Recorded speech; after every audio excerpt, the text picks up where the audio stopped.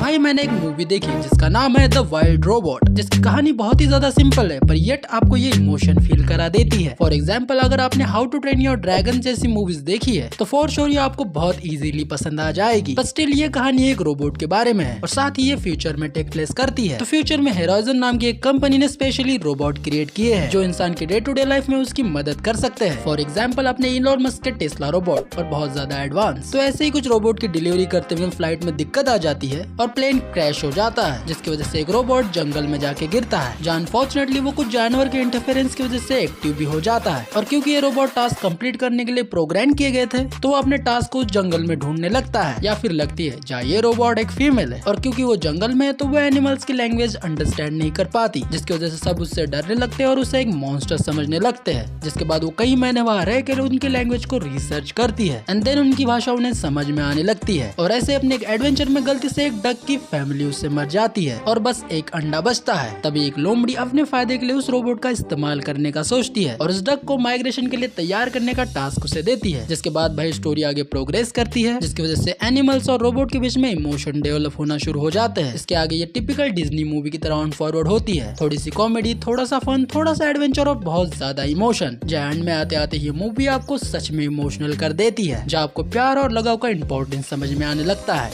कि किस तरह वो रोबोट उस बदक के बच्चे से अटैच हो जाता है, उससे इमोशनली इतना ज्यादा बॉन्ड करने लगता है कि वो अपनी प्रोग्रामिंग भी बदल देता है, यहाँ तक कि अपने क्रिएटर के भी अगेंस्ट जाता है। और यही तो भाई हम सब भी करते हैं अपने पहले प्यार में। हमें समझ में नहीं आता कि क्या सही है और क्या गलत है। हमारे लिए बस वो एक ही शख्स मायने रखता है और बाकी सारे लोग हमें एक विलन की तरह दिखने लगते हैं। पर सच्चाई देर सवेर सभी को समझ में आती है, हमें उसके भले के लिए उससे अलग होना पड़ता है क्योंकि हम दोनों कॉइन की दो अपोजिट साइड है जो साथ में रहकर भी कभी साथ नहीं रह पाएंगे। और यही मूवी के साथ भी होता है, अपने मेन कैरेक्टर को बहुत बड़ा सैक्रिफाइस करना पड़ता है पर स्टिल वो खुश है क्योंकि भाई कम ऑन ये मूवी है, इसमें हैप्पी एंडिंग तो होती ही है। प्रकाश लाइफ के साथ भी ऐसा होता, तुम उसके साथ अपनी पूरी जिंदगी बिता पाते तो बात ही क्या होती। पर स्टिल कुछ चीजों को छोड़कर मूव ऑन करना ही सही रहता है। एनीवे ये मूवी एक काफी अच्छी मूवी और वर्थ वाइल है। तो हाँ, अगर आप कुछ देखना चाहते हो और कुछ देखने के लिए नहीं है तो ये मूवी मैं आपको जरूर से रिकमेंड करना चाहूंगा। ये आपके टाइम को वर्थ वाइल जरूर कर देगी। बाकी ऐसे इंटरेस्टिंग वीडियोस के लिए अभी सब्सक्राइब कर